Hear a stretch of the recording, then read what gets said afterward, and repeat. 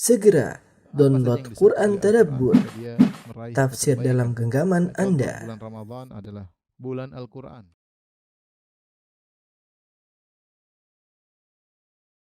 Bismillahirrahmanirrahim. Assalamualaikum warahmatullahi wabarakatuh.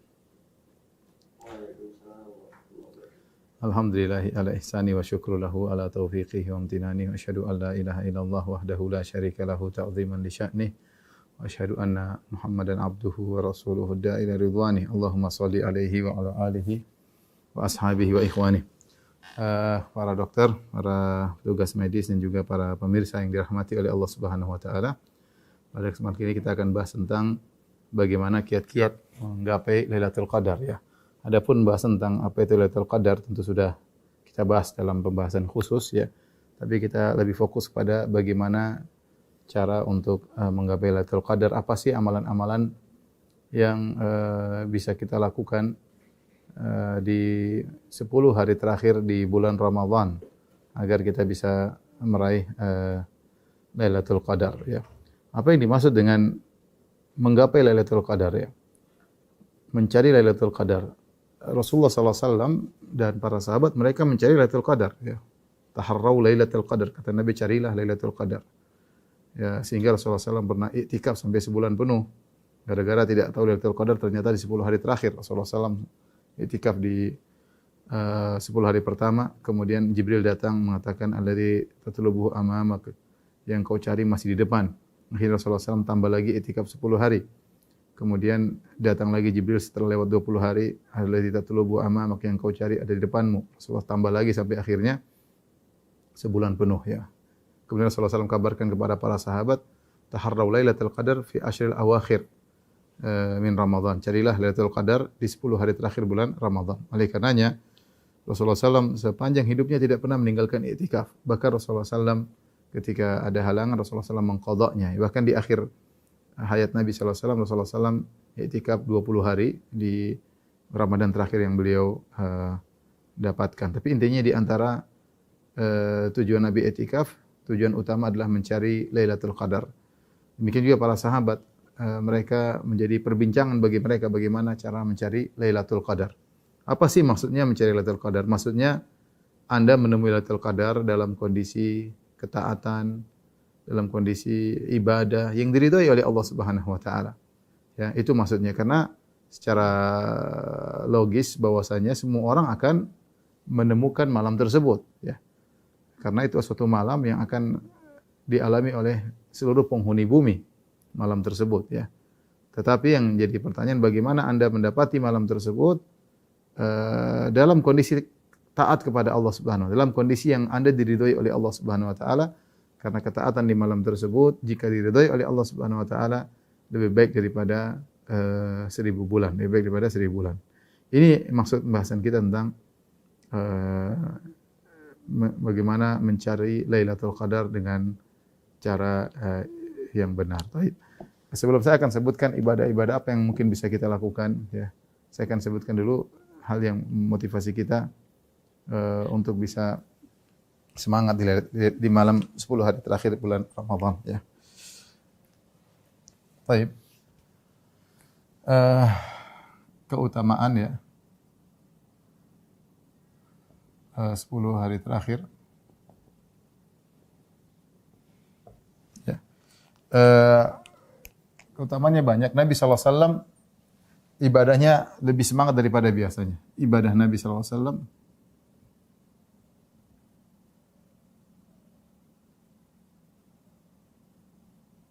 lebih semangat daripada biasanya.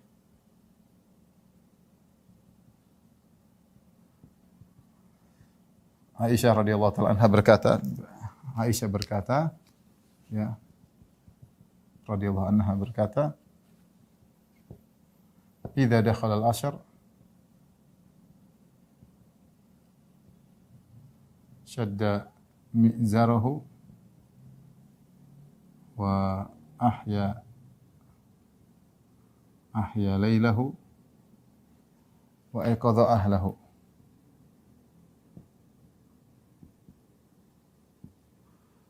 Kata Aisyah radhiyallahu taala anha, kalau sudah masuk 10 malam terakhir, jika masuk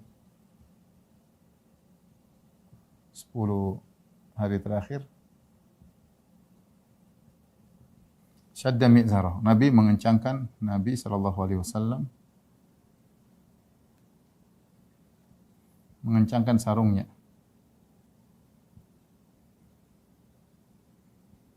Apa namanya? Ikatan di pinggang sarungnya.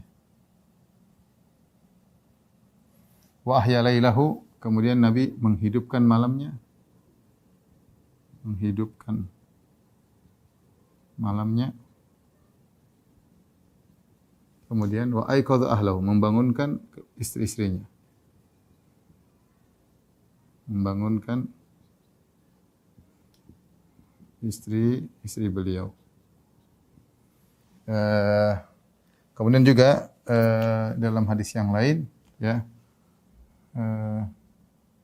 karena Nabi sallallahu alaihi wasallam, kata Aisyah radhiyallahu taala anha, yajtahidu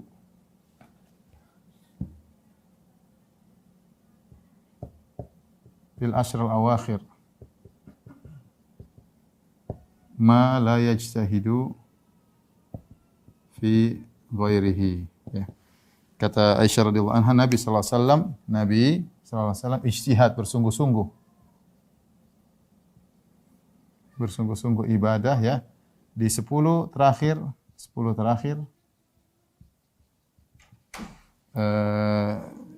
lebih daripada yang lainnya, lebih dari hari-hari lainnya.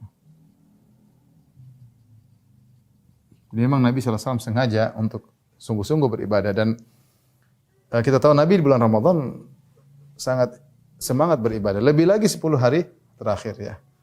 Ya, makanya sampai disebutkan apa maksudnya Nabi mengencangkan sarungnya? Maksudnya adalah Nabi tidak menggauli istrinya, yaitu Nabi sallallahu alaihi wasallam tidak menggauli istrinya. Berarti menunjukkan bahwasanya di hari-hari yang sebelumnya Nabi sallallahu alaihi wasallam masih menggauli istri-istrinya. Tapi ketika 10 malam terakhir Nabi tidak lagi menggauli istrinya.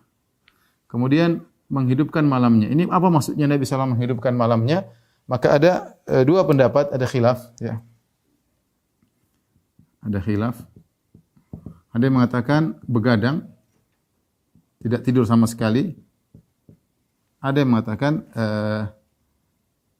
menyedikitkan tidur, ya.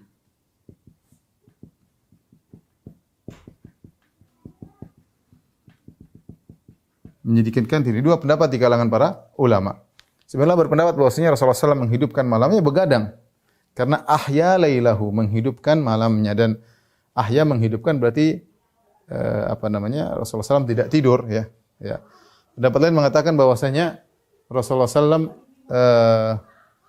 bukannya tidak tidur, karena Rasulullah SAW selalu tidur, tapi mengurangi tidurnya. Dalam satu hadis Rasulullah SAW ketika menegur ada seorang yang ingin sholat malam semalam suntuk, kata Rasulullah SAW, inni atqakum li rabbi wa akhsyakum. Aku adalah orang yang paling bertakwa daripada kalian kepada Allah, dan aku yang paling takut kepada Allah. Walakinni usolli wa anam, akan tapi aku salat dan aku tidur. Demikian dalam hadis Aisyah radhiyallahu anha berkata, la a'lamu Rasulullah sallallahu alaihi wasallam qara'a al-Qur'anu kullahu fi lailah. Aku tidak pernah tahu Nabi sallallahu alaihi wasallam baca Quran satu malam suntuk, tidak pernah. Ya, wala qama, ya, lailatan ila sabah, dan Rasulullah tidak pernah salat malam sampai pagi, tidak pernah juga. Wala shama asyhara kullahu ila fi Ramadan, tidak pernah juga salat puasa sebulan pun kecuali bulan Ramadan. Pernyataan Aisyah, Rasulullah sallallahu alaihi wasallam tidak pernah salat malam sampai subuh, semalam pun tidak pernah, mengisyaratkan bahwasanya Rasulullah SAW menyelingkan dengan tidur, ya. Sebagian mengatakan maksudnya itu di luar bulan Ramadan. Bulan Ramadan Rasulullah SAW begadang. Wallahu a'lam bishawab. Intinya saya sendiri lebih condong bahwasanya kita kembali kepada hukum asal. Hukum asal Nabi SAW menyelingkan salat malamnya dengan tidur.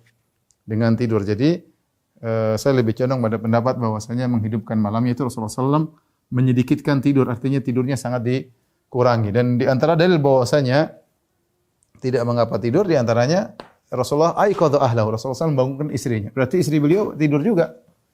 termasuk di malam Lailatul Qadar istri-istri beliau juga tidur, tetapi Rasulullah SAW membangunkan mereka lebih cepat ya, agar mereka kurang tidurnya. Rasulullah SAW membangun istrinya sepanjang tahun. Dalam hadis bagaimana Rasulullah SAW sholat malam, kalau sudah waktunya witir, Rasulullah SAW membangunkan Aisyah. Tetapi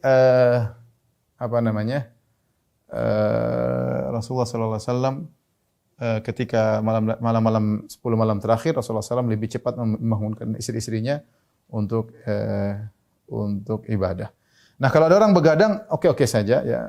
Ada dalilnya, artinya dalilnya muhtamil, artinya ada kemungkinan bahwasanya Rasulullah SAW begadang, ada kemungkinan. Sebagaimana pernah Rasulullah SAW lakukan ketika perang Badar. Rasulullah SAW tidak tidur, Rasulullah SAW semalam suntuk berdoa kepada Allah ketika di malam perang Badar, dan itu pernah dilakukan oleh Nabi sallallahu alaihi wasallam sebagaimana dalam hadis yang datang dalam masalah itu. Tapi saya katakan tadi, kalau saya lebih condong bahwasanya Rasulullah SAW tidur tapi menyedikitkan tidur, dengan istirahat sedikit seorang lebih giat untuk beribadah. Wallahu a'lam bishawab. Tapi intinya ibadah Nabi lebih semangat dari pada biasanya. Makanya dikatakan karena Nabi sallallahu alaihi wasallam yajtahidu fil ashr al-awakhir ma lam yajtahid fi ghairi. Rasulullah SAW bersemangat beribadah, bersungguh-sungguh di 10 hari terakhir, tidak seperti di hari-hari lainnya. Kemudian di antara keutamaan 10 hari terakhir, jelas bahwasanya Lailatul Qadri khairun min alfi syahr. Allah berfirman, ya, Lailatul Qadri lebih baik pada 1000 bulan.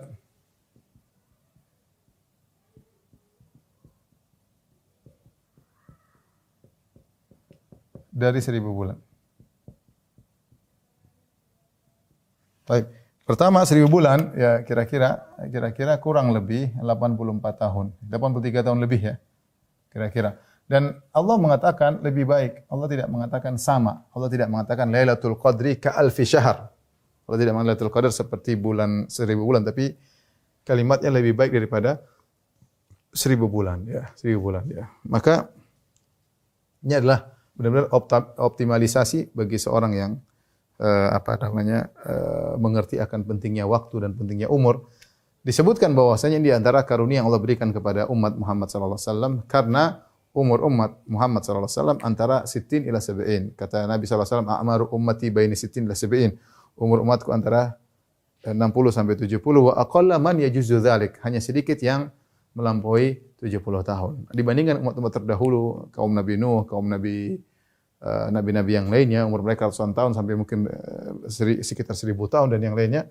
Maka di antara cara yang optimal agar kita bisa bersaing dengan mereka, dengan umat-umat terdahulu, Allah memberikan bonus. Ada satu malam, siapa yang beribadah di malam tersebut seperti ibadah 84 tahun. Maka ini sekedar matematika, bukan begini hitungannya, cuma sekedar kita sekedar logika untuk membuat semangat ya. Sekedar analogi. Ya. Untuk menghargai waktu. Ya. Jika malam kurang lebih durasinya 10 jam. Durasinya kurang lebih 10 jam ya, dari maghrib sampai terbit fajar. Sekarang mungkin 10,5 jam ya. Maghrib sekitar jam 6, fajar sekitar 4,5, jadi sekitar 10,5 jam. Taruhlah 10 jam. Maka 1 jam di malam Lailatul Qadar ya, kurang lebih ya sekitar 8,4 tahun. Ini agar kita semangat, 8,4 tahun ya. Coba hitung aja kalau 1 detik berapa ya. Coba nanti teman-teman, ini saya belum sempat hitung ya. Berarti kalau kita pingin 1 jam depan sama dengan 8,4 tahun, berarti kalau 1 menit sama dengan berapa coba kira-kira? Sama dengan berapa tahun atau berapa hari? Coba dihitung ya. Sehingga kita benar-benar pelit waktu di malam Lailatul Qadar ya. Kita jangan sampai buang-buang waktu kita untuk yang sia-sia ya. Mumpung ini waktu kesempatan emas bagi seorang untuk bisa beramal soleh sebanyak-banyaknya. Makanya siapa yang melalaikan Lailatul Qadar,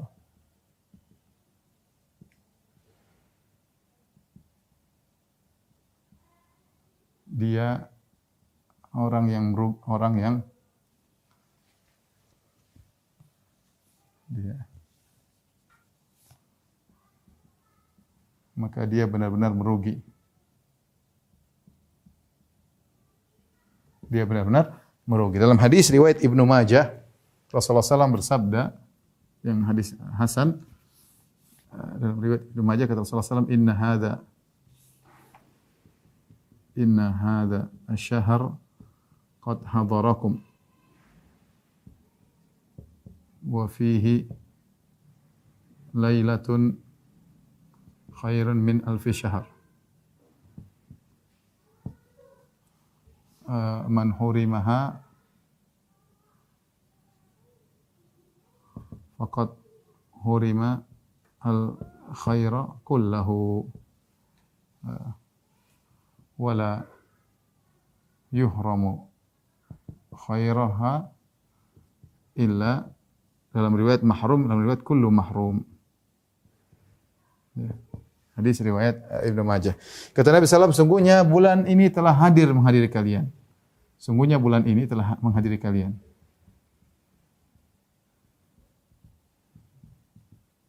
Bulan ini maksudnya Ramadan telah hadir. Telah hadir. Ini pengagungan Rasulullah SAW mengingatkan, bulan telah hadir. Wa fihi lailatun min khairin alfi syahr. Di padanya ada Lailatul Qadar, lebih baik daripada 1000 bulan dalam bulan tersebut. Kemudian kata Nabi, man hurimaha, siapa yang terhalangi darinya, faqad hurima al khaira kullahu, sungguh ia telah terhalangi dari seluruh kebaikan. Subhanallah. Ini dari sisi, ada sisi apa namanya, motivasi dan juga ada sisi ancaman ya. Ada motivasi juga ancaman ya. Wala yuhramu khairaha illa kullu mahrum, dan tidak terhalangi dari kebaikannya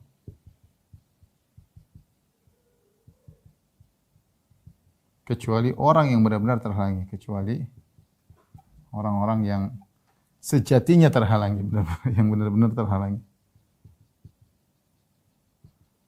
Makanya ini ada hadis ini menggabungkan antara motivasi dengan ancaman. Motivasi seorang untuk bisa beramal saleh di malam tersebut dan juga ancaman, karena orang yang terhalangi dari malam tersebut, maka dia, Rasulullah memvonis dengan faqad hurimal khaira kullahu, terhalangi dari seluruh kebaikan.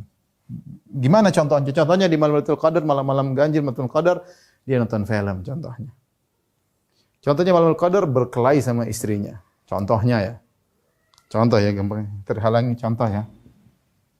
Contoh malam Lailatul Qadar apa? Tidur semalam suntuk.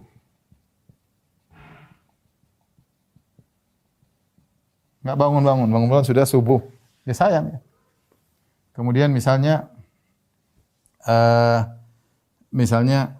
nonton film, semalam suntuk nonton film. Nonton film, nonton sinetron. Dan lain-lain. Semalam suntuk nonton berita ghibah dan namimah. Berita dan lain-lainnya. Ngabisin waktu. Semalam bertengkar dengan suami, dengan istri. Ini contoh sederhana. Artinya orang yang malam tersebut tidak manfaat waktu, pada hakikatnya intinya dia tidak beribadah. Intinya tidak beribadah. Orang yang tidak beribadah di malam tersebut dikatakan dia terhalangi dari kebaikannya, apalagi yang maksiat, tidak beribadah. Apalagi yang maksiat.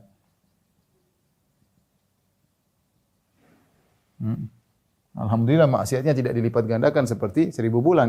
Cuma kebaikan aja yang dilipat gandakan. Seandainya maksiat dilipat gandakan, tentu perkara yang sangat merugikan. Makanya Ibnul Jauzi dia membawakan suatu perumpamaan. Dia bilang, bayangkan kalau antum di suatu hari yang kalau antum taruh benih, maka akan tumbuh hasil yang begitu banyak. Ya, kita bisa sama dengan Ibnul Jauzi, kita mengatakan sama. Seandainya ada di malam sekarang ini kita setiap naruh sesuatu, kemudian kita taruh benih, maka tumbuh pohon emas misalnya. Setiap taruh benih, tumbuh pohon emas. Dan itu berlangsung sampai subuh. Kira-kira kita berhenti menanam atau tidak? Kita tidak akan pernah berhenti. Setiap taruh benih, pohon emas. Setiap taruh benih, pohon emas. Setiap taruh benih, pohon emas. Dan apa yang saya sampaikan, setiap taruh benih, pohon emas, setiap detik taruh benih, pohon emas muncul, Lailatul Qadar lebih hebat. Karena pahala yang disiapkan di surga lebih hebat daripada pohon-pohon emas yang ada di dunia. Tapi ini kasih gambaran bagaimana seorang kemudian malas di malam tersebut, sementara pahalanya begitu luar biasa. Ini seperti muqaddimah. Di sini kita akan sebutkan beberapa amalan-amalan yang mungkin kita lakukan di malam Lailatul Qadar. Tolong dihapus.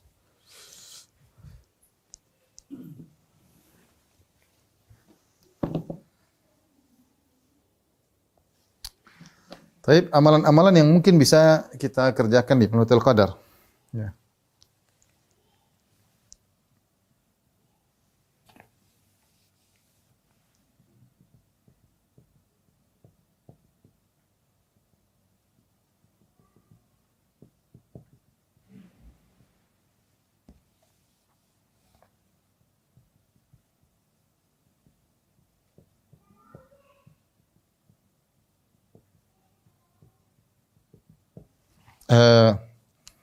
Banyak amalan yang mungkin kita lakukan di Lailatul Qadar. Di antaranya yang spesial adalah tentunya i'tikaf. Yang pertama adalah i'tikaf. Tapi tidak semua orang bisa. Ini sudah kita bahas pengajian khusus tentang i'tikaf. Kalau bisa 10 yang terbaik 10 hari terakhir 10 full. Kalau bisa 10 full 10 hari atau 9 hari terakhir full. Kalau enggak bisa beberapa hari. Kalau enggak bisa lagi ya bisa semalam atau satu siang. Kalau enggak bisa lagi beberapa jam tidak jadi masalah. Yang penting niatkan i'tikaf. Yang penting niatkan i'tikaf ketika masuk masjid, masuk i'tikaf. Kenapa? Karena i'tikaf ini kondisi terbaik bertemu Lailatul Qadar. Inilah kondisi terbaik bertemu Lailatul Qadar.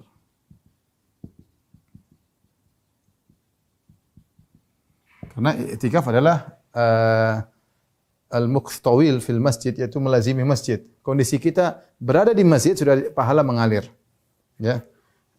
Kondisi kita di masjid, kondisi kita melazimi masjid, itulah i'tikaf. Ya. Sudah merupakan ibadah tersendiri. Ibadah tersendiri. Itu ibadah i'tikaf. Bahkan kata para ulama, meskipun dia tidur, meskipun dalam kondisi tidur.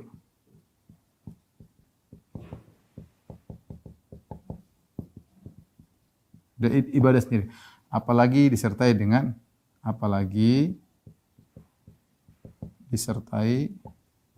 ibadah-ibadah yang lain.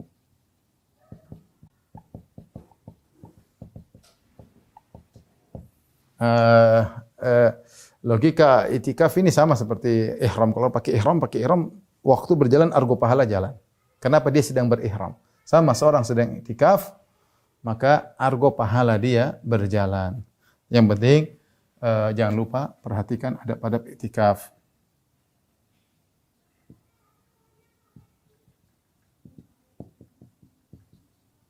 Adab i'tikaf intinya adalah fokus kepada Allah, tinggalkan dunia. Intinya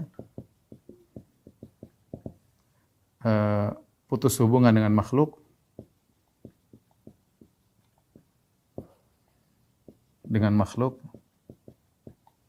dan fokus kepada Allah. Ini intinya. Jadi sebisa mungkin seorang i'tikaf. Saya katakan kalau bisa 10 hari full itu yang terbaik. Kalau tidak bisa beberapa hari, terutama malam-malam ganjil. Kalau tidak bisa 1 hari, 2 hari enggak jadi masalah. Kalau tidak bisa lagi 1 siang atau 1 malam.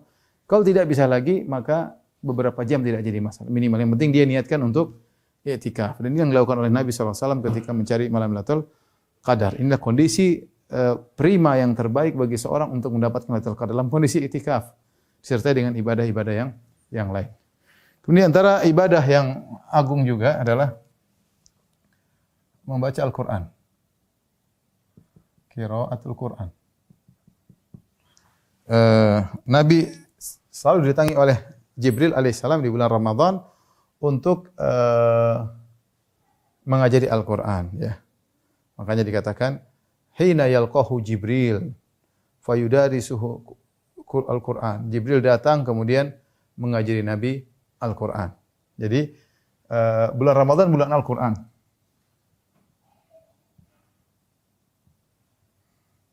Bulan Al-Qur'an. Allah berfirman, Syahrul Ramadan alladzi unzila fihi al-Qur'an. Bulan Ramadan adalah bulan turunkan Al-Qur'an. Kemudian praktek Nabi, praktek Jibril yang mengkhususkan Ramadan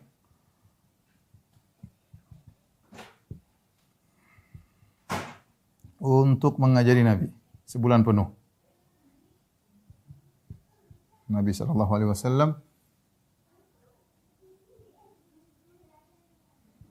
sebulan penuh. Ya. Jibril datang untuk mengajari Nabi baca Al-Quran. Kemudian juga praktek para salaf. Para salaf. Yang dimana mereka konsen ke Al-Quran. Jadi mereka menganggap bulan Ramadan bulan Al-Quran, memperbanyak baca Al-Quran, memperbanyak baca Al-Quran. Tapi untuk masalah baca Al-Quran, ada dua ibadah berkaitan ibadah Al-Quran. Ya. Dua ibadah berkaitan dengan Al-Quran.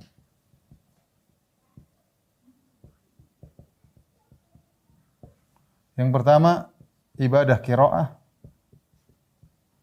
membaca, tilawah ya atau tilawah. Dalam Quran membaca. Yang kedua ibadah tadabbur. Tadabbur Al-Quran. Ini dua-duanya ibadah tersendiri. Dua-duanya adalah ibadah yang dimaksudkan, yang dimaksud oleh syariat. Makanya Rasulullah SAW bersabda, "Man qara'a harfan min kitabillah." Kata Nabi SAW, "Man qara'a harfan min kitabillah falahu hasanah wal hasanatu bi asyri amsalihha." Kata Nabi, siapa yang baca satu huruf dari Al-Quran, bagi dia satu kebaikan. Satu kebaikan dilipat gandakan menjadi 10 lipat. Jadi kita baca Al-Quran satu huruf, kita mendapatkan pahala 10 kebajikan. Dan Rasulullah SAW menjelaskan secara detail, la aqulu alif lam mim harfun, walakin alifun harf, wa lam harf, wa mim harf. Aku tidak berkata alif lam mim satu huruf, karena bahasa Arab mungkin kata harf yaitu bisa maknanya satu rangkaian kata atau satu kata. Rasulullah perinci. La aqulu alif lam mim harfun. Aku tidak mengatakan alif lam mim satu huruf. Tapi alif satu huruf, lam satu huruf, mim satu huruf. Makanya kalau orang baca alif lam mim, dia dapat 30 kebaikan. Karena 3 huruf. Alif lam mim. Zalikal kitabul za lam kaf sudah 3 huruf. Zalika sudah 3 huruf, 30 kebaikan lagi dan seterusnya. Ketika Nabi motivasi untuk baca huruf per huruf, berarti menunjukkan ibadah qiraah ini memang dituntut. Ibadah qiraah adalah dituntut. Ya, seorang dituntut untuk banyak baca Al-Quran di bulan Ramadan. Tetapi ada ibadah lain juga, ibadah tadabbur. Ya. Kitabun anzalnahu ilaika mubarakun liyadabbaru ayatihi wa liyatadzakkar ulul albab. Kata Allah Subhanahu wa taala, kitabun anzalnahu ilaika mubarakun liyadabbaru ayatihi wa liyatadzakkar ulul albab. Allah berfirman, afala yatadabbaruna al-Qur'an walau kana min Allahi la wajadu fihi ikhtilafan katsira. Afala yatadabbaruna al-Qur'an am ala qulubin aqfaluha. Baik, pertama Allah berfirman, kitab Al-Quran yang kami turunkan kepada engkau mubarakun, penuh dengan keberkahan, liyadabbaru ayatihi, agar ditadaburi. Agar ditadaburi.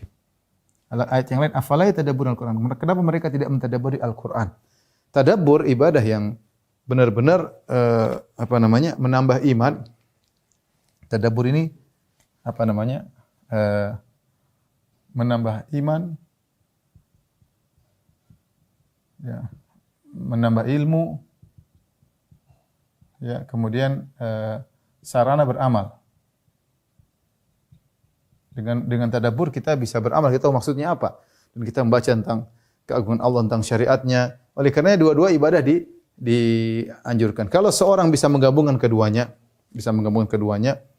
dia baca banyak kalau ada waktu dia khususkan untuk mentadabburi, dibaca tafsir, maka itu yang terbaik. Kita dengar memang para salaf dahulu, kalau kita baca sirah mereka, bagaimana mereka dalam satu hari ada yang mengkhatam Quran satu hari.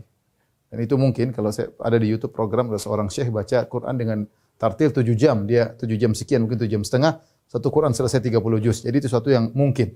Apalagi para salaf dahulu mereka mungkin lancar membacanya sehingga dalam satu hari mereka bisa khatam Quran. Ada yang 2 hari sekali, ada yang 3 hari sekali. Dan mereka fokus baca Quran karena mereka orang-orang alim, sehingga begitu mereka baca tafsir sudah berjalan di benak mereka. Mereka baca sambil tafsir sudah berjalan di benak mereka karena mereka memang orang-orang alim. Nah, berbeda dengan kita tidak tahu bahasa Arab. Maksudnya sebagian kita tidak tahu bahasa Arab. Sehingga kalau dia baca saja dia tidak ngerti maknanya. Maka saya sangat anjurkan ini minimal tadabbur adalah membaca qiraah plus minimal tadabbur, ya. Minimal baca terjemahannya. Kalau kita ada program khatam Quran, saya ajak kawan-kawan untuk ada program khatam terjemah Quran. Yang tahu bahasa Arab tidak perlu ini kita bicara tentang orang yang tidak ngerti bahasa Arab. Baca ayat, baca terjemah, baca ayat, baca terjemah. Meskipun ternyata kita cuma berhasil khatam sekali atau mungkin tidak khatam, tapi ini penting karena ini di antara ibadah yang sangat agung, ya, adalah mentadabburi Al-Quran. Ya, makanya Ibnu Qayyim berkata, qira'atu ayatin wahidatin bitadabburin wa tafahumin khairun min khatmah. Baca satu ayat dengan tadabbur, dengan pemahaman lebih baik daripada khatam Al-Quran. Yang bisa menggabungkan keduanya itu yang terbaik. Karena orang kalau sudah ngerti bahasa Arab, dia baca Quran banyak. Ini akan menambah imannya meskipun dia tidak tahu tafsirnya secara dalam. Ya, dia baca akan menambah iman. Jadi di antara mukjizat Al-Quran, terutama bagi orang yang hafal Quran, yang para dai, para ustadz yang sering baca Al-Quran, bahwasanya Al-Quran tidak akan membosankan. Kita sudah baca surat Yusuf entah berapa, mungkin 100 kali mungkin atau lebih daripada itu, ya. Tapi kita enggak pernah bosan, padahal ketika kita baca surat Yusuf kita sudah tahu ceritanya, kita sudah ngerti. Bahkan sudah kita tafsirkan, sudah kita jelaskan tafsirnya, maksudnya kita sudah tahu ujungnya seperti apa, tapi kita baca, subhanallah, tetap aja merasuk ke hati, tetap saja kita bisa ternyuh. Coba kalau kita baca cerita, ada cerita 50 halaman, kita sudah tahu, baca ulang ngapain baca lagi? Bosan. Lagi baca lagi, udah tahu kok ngapain. Tapi kalau Al-Quran enggak. Al-Quran beda. Kita baca surat Yusuf berulang-ulang tetap saja punya pengaruh. Kita baca kisah Nabi Musa dengan tilawah Al-Quran punya pengaruh. Itu di antara mukjizat Al-Quran tidak akan kita dapatkan dalam cerita-cerita yang lain. Dan itu menakjubkan. Diulang-ulang tidak membosankan. Ini bagi orang yang ngerti bahasa Arab tentunya. Mengerti tajwid, baca dengan tenang. Makanya lihat orang sampai khatam Quran dalam Ramadan bisa 15 kali, ya. Apalagi para salaf dahulu, ya. Bagaimana kemudian misalnya diriwayatkan dari Utsman bin Affan 1 rakaat dia khatam Quran. Abu Hanifah 1 rakaat khatam Quran. Karena memang Al-Quran mukjizatnya di antaranya tidak membosankan, dibaca berulang-ulang meskipun tidak tahu ceritanya kayak apa, tapi subhanallah tetap saja menakjubkan. Nah, seorang berusaha menggabungkan keduanya. Jangan kita saya sudah khatam 4 kali, 5 kali dalam Ramadan ini. Taib itu bagus. Tapi untuk kita khususnya yang sebagian kita tidak bisa bahasa Arab, saya sangat anjurkan baca terjemah.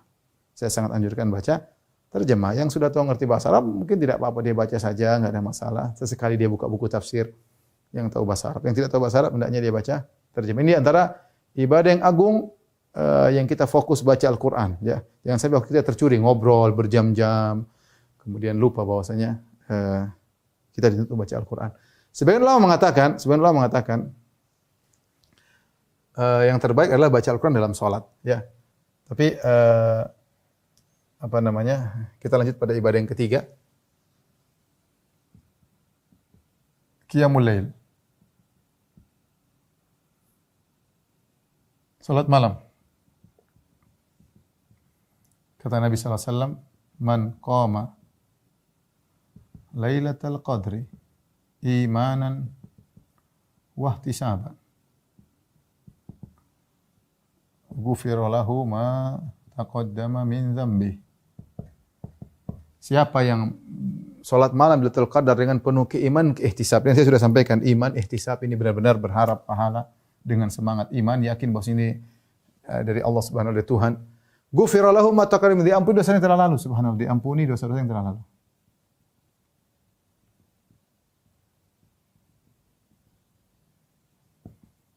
Tentu kita masing-masing sadar kita punya dosa yang sangat banyak.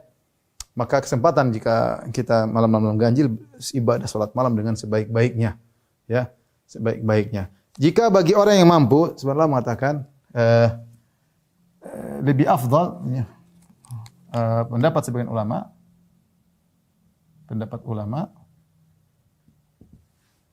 lebih afdal menggabungkan, lebih afdal membaca Al-Quran dalam kondisi sholat.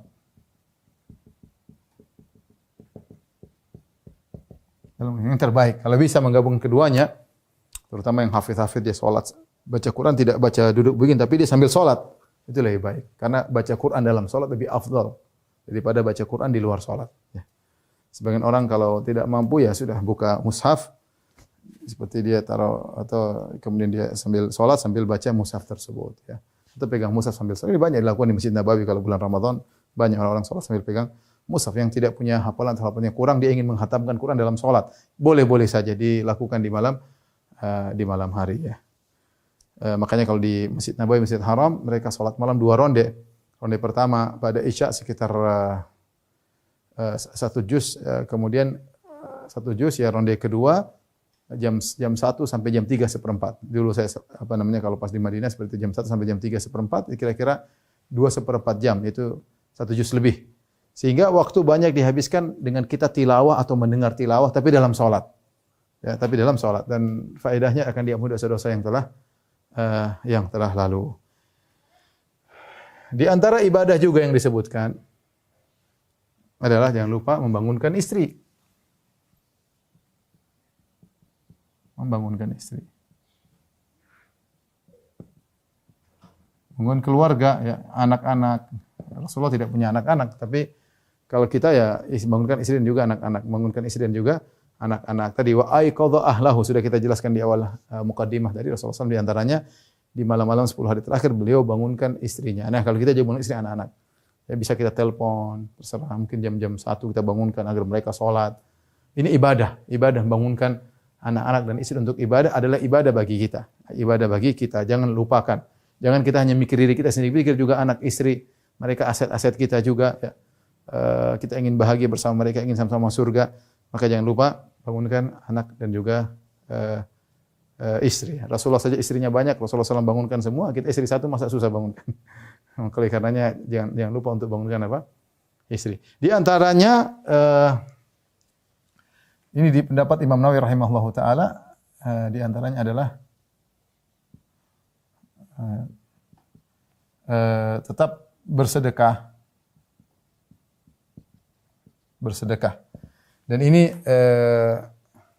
bersedekah berdasarkan keumuman hadis Ibnu Abbas radhiyallahu taala anhuma, kana Nabi sallallahu alaihi wasallam ajwadan nas wa kana ajwad ma yakun fi Ramadan. Rasulullah SAW orang yang paling dermawan, dan Rasulullah SAW di puncak-puncak kedermawanan ketika di bulan Ramadan. Rasulullah SAW paling dermawan dan di puncak kedermawanan tatkala di bulan Ramadan. Di antaranya adalah di malam 10 malam terakhir. Sekarang alhamdulillah bersedekah bisa kita kasih langsung duit, bisa kita dengan transfer, kita sedekah kepada kerabat yang miskin, bisa kita lakukan alhamdulillah. Dengan dalam masjid kita bisa buka ATM banking tinggal kita transfer kalau punya duit. Kalau nggak punya ya sudahlah, mau diapain. Tapi kalau punya silakan bersedekah. Di antara bentuk pengagungan para salaf terhadap bulan Ramadan sebenarnya disebutkan oleh Ibnu Hajar Al-Asqalani bahwasanya para salaf dahulu mereka di 10 malam terakhir mereka mengkhususkan untuk mandi, bahkan mereka mandi antara maghrib dengan isya. Ya kita mungkin bisa mandi waktu asar sebelum agar tidak diri, tapi mereka mandi. Bahkan di antara mereka ada yang memakai baju yang bagus untuk menyambut 10 malam terakhir. Sehingga mereka ibadah dengan penuh semangat, pakai minyak wangi. Mereka beribadah kepada Allah Subhanahu wa taala, bukan kumul-kumul, enggak. Bukan baju koyak-koyak, enggak. Yang punya kemudahan untuk pakai baju yang bagus, pakai minyak wangi, mandi, maka itu dilakukan oleh para sahabat. Diriwayatkan dari An-Nakhai, dari Sufyan Ats-Tsauri, ya, dari sebagian salaf, mereka mengagungkan 10 malam terakhir dengan persiapan di antaranya pakai baju yang indah, kemudian mandi, pakai minyak wangi agar mereka beribadah dengan semangat di malam-malam tersebut. Akhirnya para dokter, para tenaga medis dan juga pemirsa yang dirahmati Allah Subhanahu wa taala, ini sekedar wacana mungkin yang bisa kita lakukan. Seorang melakukan apa yang dia mampu, fattaqullaha masata'tum, bertakwalah semampunya. Sebagian kita ada yang bekerja di siang hari. Kalau malam hari semampunya dia beribadah, yang penting dia menunjukkan kepada Allah, inilah yang saya mampu ya Allah. Sedikit yang bisa saya lakukan, semoga bernilai besar di sisi Allah Subhanahu wa taala. Demikian ya, semoga kita diberi kemudahan oleh Allah untuk bisa beribadah maksimal di 10 hari terakhir. Demikian wabillahi taufiq wal hidayah. Assalamualaikum warahmatullahi wabarakatuh.